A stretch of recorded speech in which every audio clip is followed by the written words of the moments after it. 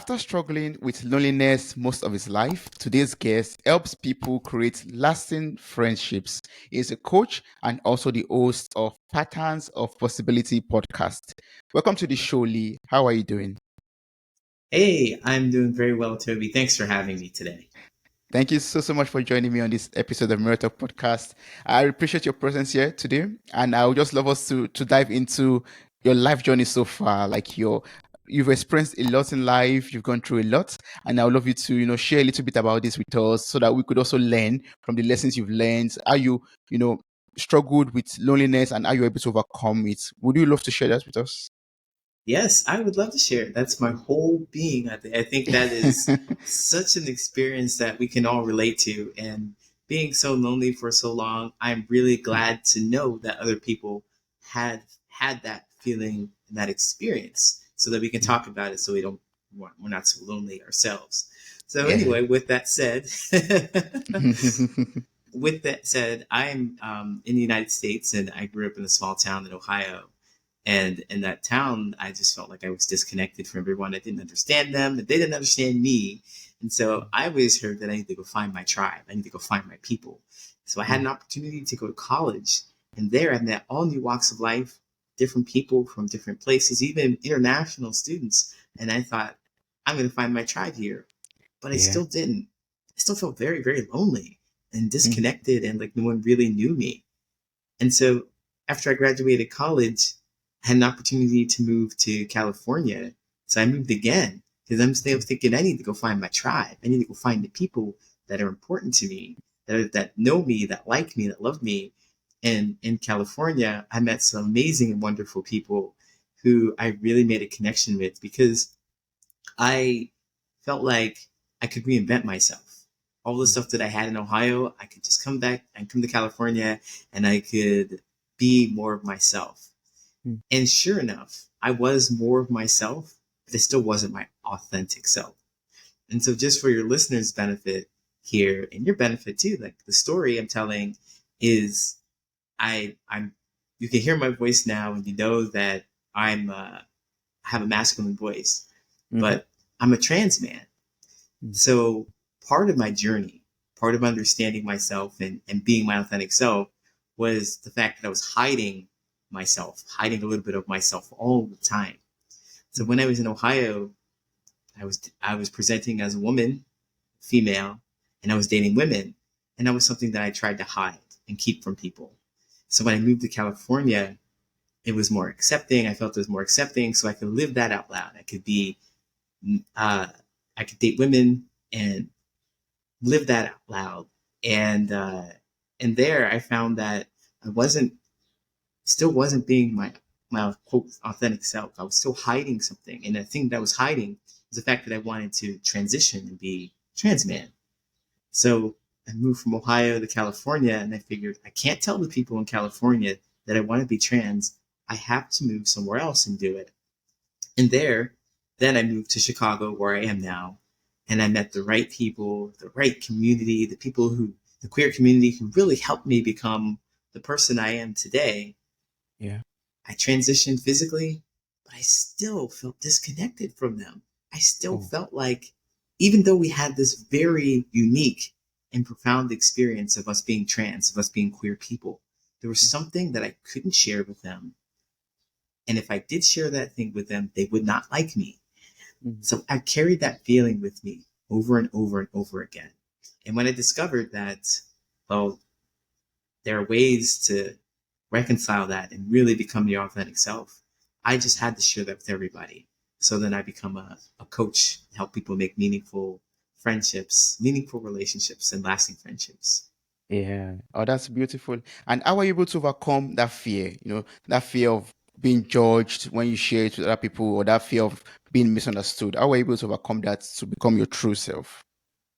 Yeah, well, one of the things that really happened for me in Chicago was that I had to stop running away as Mm. much as I did, because one of the things I first did was I believed that I was, going to be judged.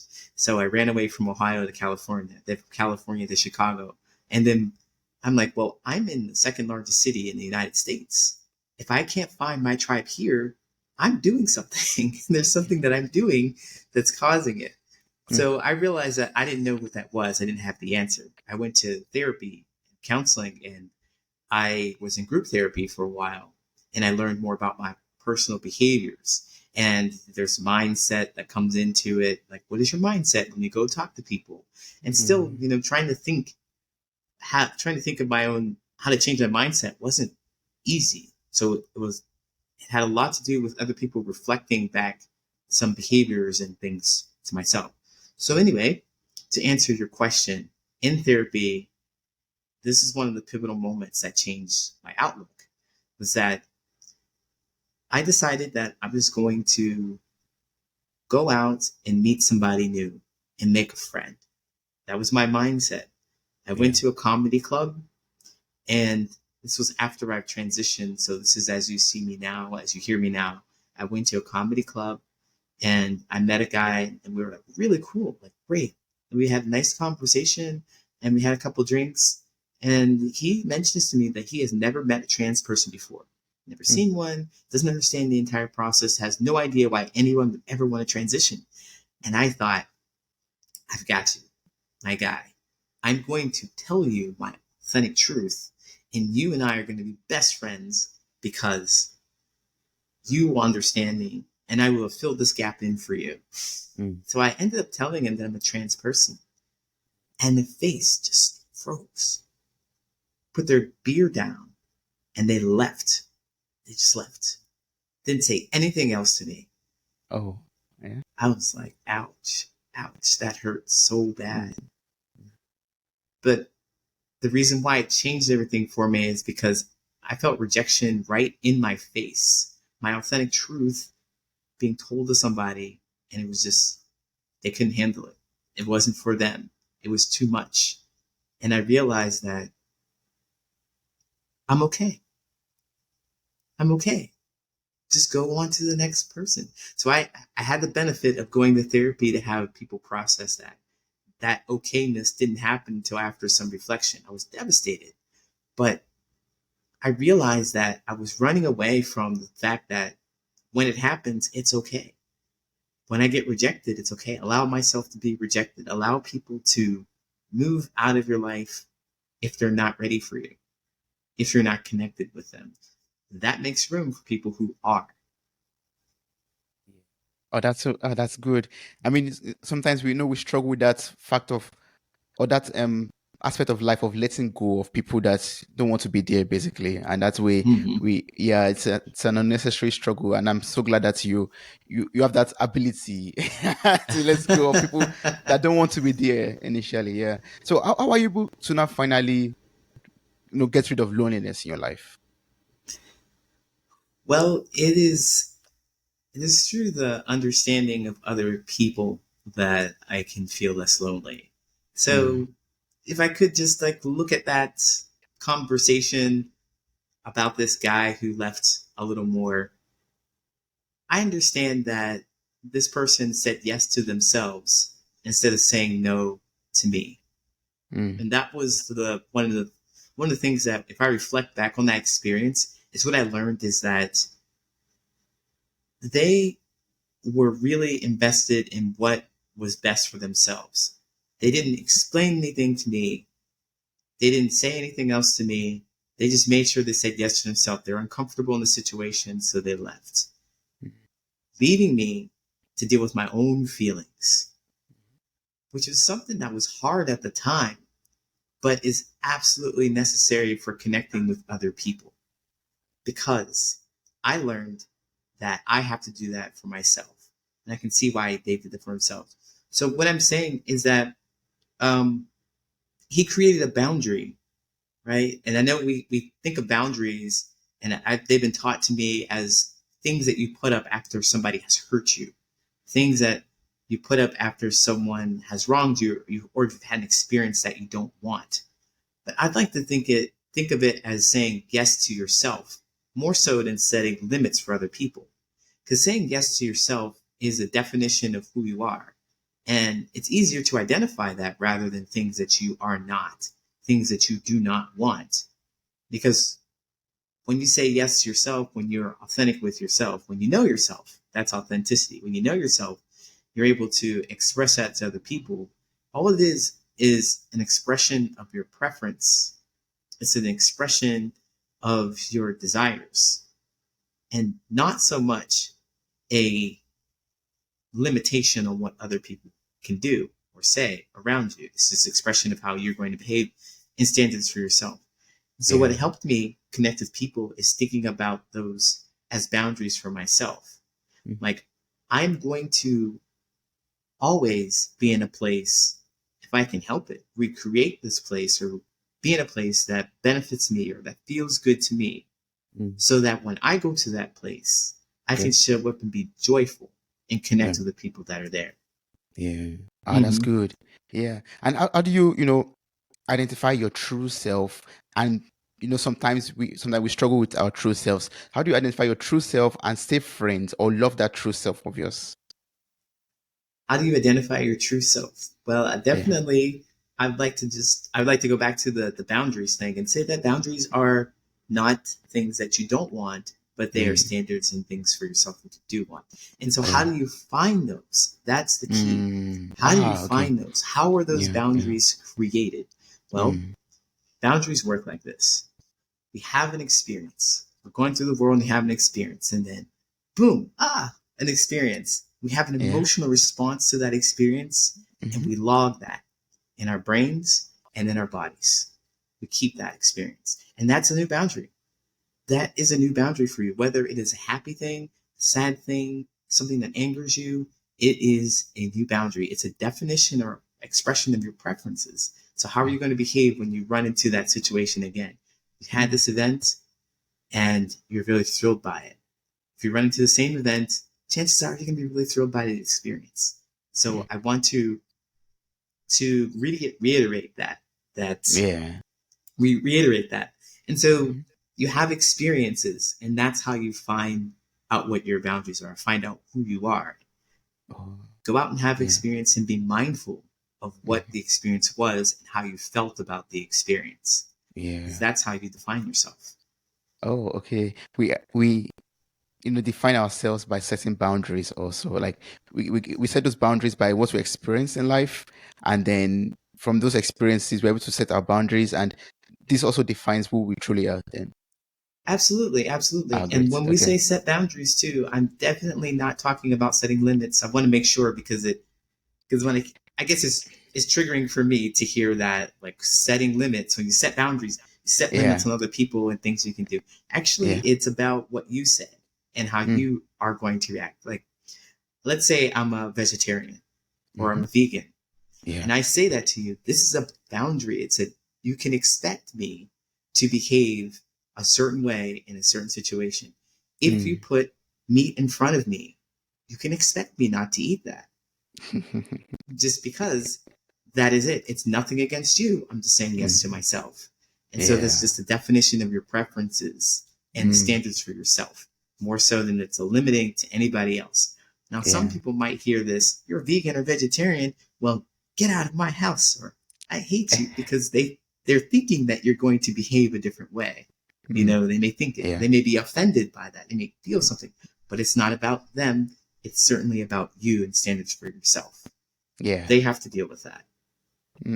Yeah, I love that. Like, boundaries it's not about setting limits for yourself, but about setting standards for yourself, like setting your preferences. Absolutely. Great. And I love the fact you talk about being true and authentic to yourselves, and so to yourself basically. So can you teach us some tips on how we could, in this world that we are in right now, with all judgment and everything that is being set, how can we still stay true and authentic to ourselves, no matter what? Staying true to authenticing yourself no matter what. Well, it's really difficult. It's really difficult. But look, if you're being really true and authentic to yourself, you're going to find yourself in positions where that authenticity is rarely compromised. So let's just say that you really enjoy, I really enjoy playing board games. Let's say that. I really enjoy playing board games. And I go around I go to events of people who do the same thing that I do. that do the things that I enjoy, I'm going to find myself connected to people who really want to do the things that I want to, that I enjoy. I don't have to be someone else to join them. You know, I don't have to know a lot about politics to play board games. I don't have to compromise that. I don't have to talk about my religion or anything like that. And talk about some of the deeply rooted beliefs that I have, as long as I stay connected to some of the people who share some of the same things as I do. Oh, that's good. Yeah. And now once you've finally found those people, like you said, you traveled around to find your tribe, to find people that's your community, basically. Like, so I'm just asking, I just want to know, once you found that person, that friend that you could, build a friendship with, how can you build a lasting and healthy relationship with that person Wow. Well, or those people? definitely. Yeah. When you find, so boundaries have everything to do with connecting with people. Almost like I gave this answer just a second ago. I'm going to try Yeah. and tie it back into what we're talking about here. Yeah. But Yeah. it is about, you have to know yourself. You have to really know yourself. It's take time. It's a time to really know yourself. So journaling really helps you reflect on your past experiences. So those boundaries that you're creating, most of the time, we're just going through life just like, oh, we had an experience and we don't like it, but we can't really describe the experience and exactly what it is that made us feel that way about the experience. Yeah. That is what creates the boundary, and that is how you know yourself. And knowing that and being able to communicate that to somebody new, right, is really going to make the connection. Because we Oh. really like to know, first of all, who you are. And if you are like me, we want to know that. We want to know, and we also want to know how, we want you to be predictable in some way. Do you know how you're going to behave if I put you in this situation, if we go to this situation? Is it going to be like me, or are you going to freak out? We want to know those things. That's what makes a great connection. We want to know who you are, how you're going to behave, and what you're looking for in life. So we can decide whether we want the same things as you, and we think you'll be a great companion or not. But if you Yeah. don't know those things about yourself, then you can't communicate them to other people. They won't get to know Oh. you. You'll Yeah. always be afraid of them judging you. You may think, like I did for a very long time, that, well, if I don't anticipate their move, they're not going to like me. If I say something that I think they're not going to like, they're not going to like me. Well, if you just don't worry about that, if you really get in tune with yourself, then they are going to like you. Yeah. That's That that's just it. You're makes going to sense. Yeah. find yourself around people who are a lot like you as well. Yeah. And if someone comes to you, Lee, and says, "Oh, it's too much stress, looking for friends, looking for people to relate with and, form bonds with or, build a strong relationship or bond with," um, how would you advise that person? Like, what are the benefits that you share with the person? Like, what are the benefits or advantages of having good friendships, intimate friendships or relationships with other people out there? Oh, the benefits are just being able to process information and check your own boundaries, check your own Mm, self. This, mm, like you're saying, mirror talk. Mirror talk is all about the reflection of who you are. Well, mm, when I hear that, I think it's a reflection of who you are, because we're always looking for ourselves. We're looking for people who are like us mm, in some way. In some way, we're looking for that. The commonality and the connection is in the commonality. So mm, I would say that it's going to really help your loneliness. If you mm. are stuck and you need someone to support you, if you're facing an emotion that is Yeah. way too intense for you, like Mm, you're angry or way too intense, you want to unload that on someone. You want to talk to someone about that. And I'm talking mm, all emotions too, even joy. mhm, You want to unload that on someone. Have mhm. you ever seen something that was absolutely ridiculously funny and not wanting to share that? No. No. You want to share these emotions with other people. That is the Yeah. connection with other people. And if somebody reflects it back to you and they say, "Ha, that was funny," then that is a connection that you will enjoy. That's a friendship Mm, that you'll enjoy. So yeah. the Yeah. benefit of that is to feel seen, heard, understood. and of course, not lonely. Yeah. That's good. That's awesome. Yeah. So we all need friends in our lives, right? We all need that community, that relationship with other people, the bond with other people. Yeah. Yeah. Absolutely, absolutely. Yes. And if I could, okay, if I could share a little bit about how to maybe use these boundaries a little more to help you create a friendship, give you something more concrete, because I know boundaries are Yes. abstract. You go out Mm-hmm. there and you experience things and you know your feeling about it. Okay, now what? Well, Mm-hmm. I want to make it a little more concrete and doable. So what I have is Yes. something called the 3N framework. Mm-hmm. I talk about your needs, negotiables, and your nevers. Those are your basic kind of boundaries that you'll have. So Mm-hmm. your needs, when you're moving through the world and you're having your experiences, look for specific actions and behaviors that you feel that you need in your life. And these are things that are usually joyous, something that you really enjoy, something that you like. And there's specific actions and behaviors, not just a feeling that you have. I went to a birthday party and it was great. See if you can get closer to what it was at the birthday party that made you feel this joy. What happened? Someone came to talk to you and they talked to you for a long time. And what did you talk about? Something that you need in your life, right?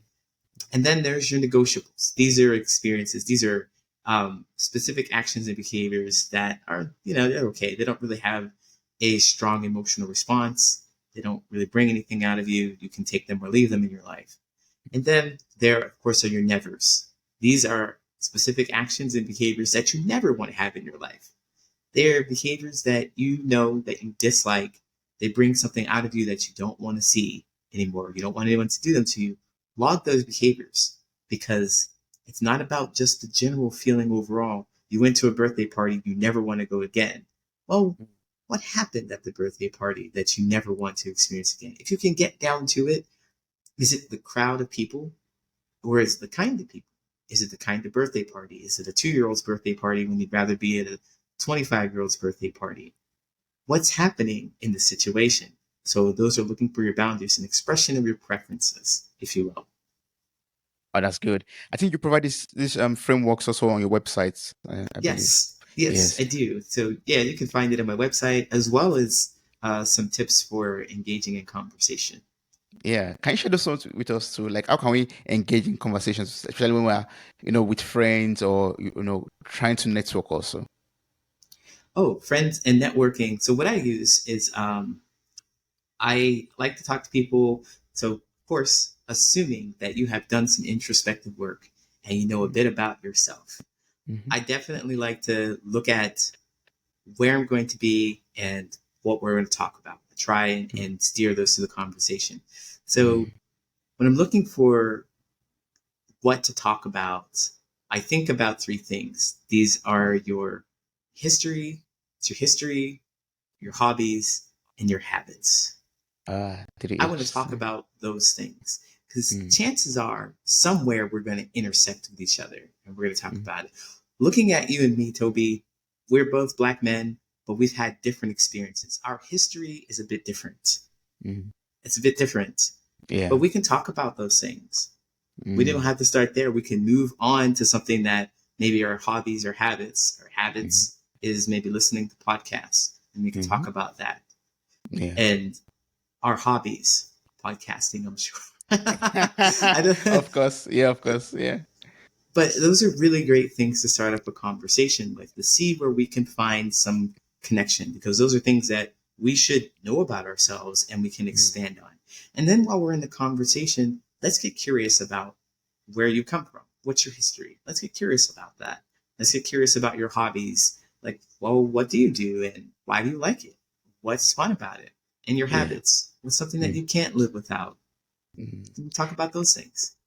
That's true. And do you believe that these three H's also could cause this connection between people? Like when we are not on the same terms in hobbies or history or habits, do you think that is the cause of this connection between people too? The cause of, you said disconnection? Yes. Yeah. Disconnection? Oh, um, you know, I, I take a deep breath here. Like, because my brain is spinning. I'm thinking about the disconnection in between people. And just because we don't have the same hobbies, Mm, same habits, or same history doesn't mean that we have to be disconnected. mm, mm, I think connection happens with the reflection of who they are back to them. All we want is to be understood as mm, people, as humans. All we mm, want is to be understood. mm, So if I'm here saying to you that your hobby is interesting and it's amazing, if that's how you feel about it, I reflect that right back to you, and you are going to feel heard and understood. And I'm going to feel connected to you because although I do not engage in the same hobby, I understand how you feel about it. And that is joyous for you. And I am very happy to have understood you. So we're both feeling joy and we're connected in mm. that joy. Yeah, Does that make sense? of course it does. Yeah, yes, How it does. wonderful. Yeah. Because sometimes we think that, once we are not on the same level of terms in terms of hobbies or background or history, for example, or habits, then there's no way we could really, flow or vibe or something like that. And but you explained it well that once you can mirror back that joy to the person genuinely, then you could also connect. Yeah. Yeah, and then also like we were talking before we started the podcast, before we started this episode, where you talked about learning from other people. Wow, this is an Mm. opportunity for me to learn something I didn't know before. I am all about this. I'm super Yeah. curious. I want to know. Yeah. So Yeah. hey, tell me. Mm. That's true. Yeah, Oh, even that's if I true. don't feel like I'm on your level, I'm going to learn Hmm. more. I'm not comparing Mm. with you. Your knowledge is now my knowledge. Thank you. Mm. Awesome. Yeah, that's true. That's a wonderful and a positive mindset. Like that's how to look at it, I believe. Yeah, Yeah, yeah. thank you. But all of this friendship and relationship, it starts with us, right? It starts within basically. And Mm-hmm. I've always heard, and I know that we are our greatest enemies because we have these voices in our heads that criticizes us or judges us and all that. So how can we true friends to ourselves? Let's go of all these judgmental voices, or these critical voices, or cri- um, bad words that comes to us from ourselves too. Wow. Bad stuff that comes to ourselves. Man, it is. I want to give you a tool to say that everything's going to be okay and it's really easy to get rid of those things. I Mm. really want to, but I but it is there's the inner critic, as people call it, that voice Mm. inside our head that's telling us that we're not worth anything. Mm. I mean, I've listened to that person for a very long time, and what has helped me was a combination of a couple things. First of Mm. all, one person telling me that I should listen to the critic and I should check the world for results. And Mm. when I check the world for results, I should talk to my person about what I see. So essentially, the inner critic is telling me I'm a bad person and I don't do anything right. And so I go and I tell that to my counselor or someone else, a friend. I say, you're a bad person, you done anything right. I'm like, and they say to me, okay, now prove it. What in the world have you done that shows that you're a bad person and have done things right? And I'm like, well, this, and this. Oh, really? And my counselor kind of helped me see that that wasn't a bad thing. So let's take this example of this guy who ran away from me. Like I told him I was trans. I'm like, Mm. well, I just told my truth to somebody and they ran away. I Yeah. hurt them so bad. And it's like, Mm. no, actually, that has nothing to do with you. What Mm. you did was you opened his world up Mhm. and you showed him something new. Mm. That's all that happened. You don't know what's going on inside his head. Mm. You just know that that happened. And that's it. Yeah. What did Mm. you learn from that experience, Lee? How did you feel about that? And Mm. so sometimes the inner critic will tell us that we're not good at stuff and we can't, we're stupid, or it's going to tell us all the bad things about ourselves. But if you just go and you just be curious about what happens or what has happened or what you learn from it, Mm. then I think you can beat the inner critic. I know that's how I've had someone help me beat the inner critic Mhm. was talking about my feelings about it and then reflecting on what I could have learned from it. Oh, that's good. Yeah. Yes, it's good to always have that, how will I say, pillar or support system that could help you to process those inner critic, all those words that you hear and all those bad thoughts that we just cook up in our minds, basically. I'll say, yeah. But I think once we're able to let go of that, we become better people. We improve personally, and we just become much joyous, I believe. Yeah. Yeah, I had a client that I talked about them just feeling like they waste so much time. And I told them to give themselves permission to waste that much time. Like, it is absolutely okay. You're doing exactly what you should be doing when you're doing it, exactly how you're supposed to do it. Everything that you do, I know this is quite strange, maybe quite strange, but I would say Yeah. perfect. If you give yourself grace, because the inner critic is only there to stop you from taking action on something that could be fulfilling for you. That's it. So if you're like, oh yeah, okay, the inner critic is here to do its job. Am I gonna listen? Yeah, I guess today I'll listen. And you give yourself grace for that. That's fine. That's okay. Just as much as you decide that you want to you don't want to, like, okay, the inner critic's here today. I guess I don't want to listen, so I'm going to go do something different. I'm going to try something different.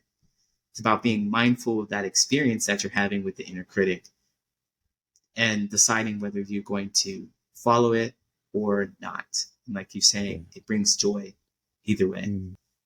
That's true. And how can we say, truly loving to ourselves, no matter what the inner critic brings to us? How can we love ourselves, no matter our flaws, no matter our past, no matter what we've, gone through in life, basically? How can we keep on loving ourselves, nevertheless?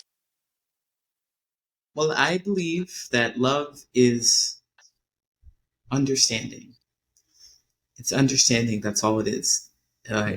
Understanding, and not just saying that you understand, not just saying that was like, oh yeah, I understand how you feel. It's more of the demonstration that you understand yourself. Yeah. So loving yourself is all about understanding where this inner critic is coming from, what's it saying to you, and what's the purpose of the inner critic. And if you know that the inner critic is just there to stop you from doing something that could enrich your life, then you'll know that it's doing its purpose. And then you can make a decision on whether you want to listen to inner critic or not listen. It's all about getting to know yourself. To try and answer your question, to tie it up there, maybe the answer isn't what you expected, or maybe it's surprising, but the inner critic, it serves its purpose, and just knowing why it's there and what it's doing is just a part of you. It's just a part of you. Don't need to get rid of it. You just need to decide what you want to do with it. That's it. Yeah. That's love for yourself. That's love. Yeah. Oh, I love that. Life is all about making choices, and Yes. we loving ourselves is a choice, and also choosing to listen to or not listen to some part of the inner critic is also a choice that we have to make in order to love ourselves too. Absolutely. Yeah. Absolutely. Oh, great. Wonderful. So, I know you have these coaching services that you offer to people. Can you share a little bit about this and your podcast too? I mean, you also host a podcast where you have a lot of guests that come on the show to talk about different things in life also, which are very essential to us. So can you tell us more about this also? Yes. Well, my podcast is it's on hiatus for a little bit, just because I wanted to focus more on coaching. So the podcast, though, I do highly recommend. Of course, you listen to it, because Tobi wouldn't talk so highly about it otherwise. So there are three components, or three kinds of episodes to the podcast. There is one where I tell my own story about things that have happened to me and what I've learned from it, and I usually tell it in a way that has some music and stuff behind it. It's a little entertaining podcast. Oh, that's good. Stories. And then I also interview people about their experiences, because I become super curious about what other people's experiences and how they make connections with other people, just like you have. And then finally, there's one where I answer questions that give some advice about friendships. Oh, okay. Oh, that's good. Mm-hmm. That's Yeah. great. And this is what you also do with your coaching, right? Like you help people to overcome loneliness also and all that. Yeah. Yes, absolutely, absolutely. So the coaching, we focus on those boundaries, like I'm saying, like what it Mm, is that you want and helping you understand what they want. Because the inner critic is super loud and sometimes it's hard to get rid of it. So it may overshadow all of the questions or all of the self-reflection that you're doing. You might just see, oh, I'm a mm, bad person, bad person. But for me, it really helped have someone point it out to me, like what effect that I was really having on me in the world or mm, other mm. people in the world.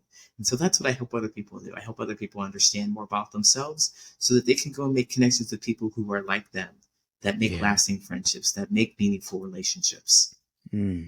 And if there's someone out there who is currently going through loneliness, like I just want to gain from your knowledge, like as a coach, you are a coach, and you've helped a lot of people with loneliness and friendship and all that. So if there's a listener right now who's struggling with loneliness like you did also, what are like some things you could share with them right now to up their journey, to ease their journey towards overcoming that loneliness? Yes, definitely. So, just so you know, I really, really want you to know, the audience, that you're not alone. Mhm. That sounds so cheesy and cliche. Yeah, I'm sure a lot of people have read it like a million times already. Yeah. Like, oh my God, you're not alone. The reason why you feel like you're alone is because in your times of emotional distress or joy or whatever it is, you're not getting someone around you that is going to mirror that back to you. And that's what really makes the connection. There are many people who know exactly how you feel. They've been afraid to open up, just like I have. They've been afraid that they're going to be judged, but they're not but your experience is not unique. And when you start opening up and sharing that with other people, you provide some light for other people to open up and share their experiences. And also, there are other people like me who have been through that, who want to let you know that you can open up and you can be okay. So, no matter what it is, no matter what you feel that you have to hide, somebody out of the billions of people that we've had in this world has had your experience and they want to connect with you about it. They want to. So we just have to keep on searching, keep on looking for the right person, the right community, the right tribe for us. Yeah. Absolutely. Absolutely. Yeah. And I'm sure you're one person we could also connect with. So what's like the best way to Absolutely. connect? What's the best way to connect with you and work with you? Yes, so the best way to connect with me is by finding me on patternsofpossibility.com. There Mm, you can find my 10 tips for making memorable conversations, as well as a free mm, course. I have a free course called Understanding Connections. And mm. you can also find me on all social media at Patterns of Possibility. Again, my website is called patternsofpossibility.com slash Yeah. more possibility. Awesome. I'm going to place all of this information in the show note of this episode. I encourage everyone to connect with Lee and you just listen to the podcast, listen to his personal stories, listen to the stories of other people, their experiences and discussion and advices also. It's wonderful. Thank you so much for enlightening me, on friendship, relationship with ourselves, with other people, and how to, overcome loneliness also. That was so awesome. Thank you so much. It was wonderful to be here. I'm so glad to be able to talk to you today, Toby. Same here.